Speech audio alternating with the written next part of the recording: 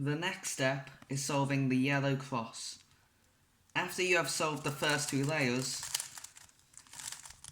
you might get into a position which looks like this, where you have the yellow centre and some number of edges around it. There are four possible cases you get. You either get an R shape, a line, a dot with no edges, or the full cross being solved.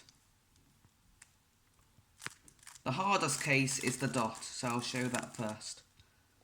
If you have a dot, you can hold it in any orientation, and you turn the front side clockwise.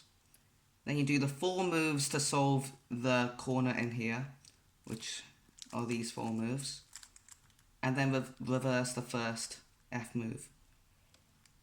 Then you get an R shape. You must hold the R shape in this way, and you do the same 6 moves.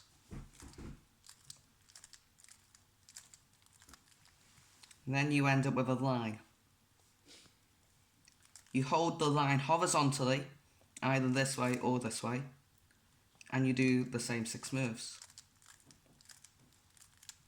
And then you end with a cross, where this step is complete.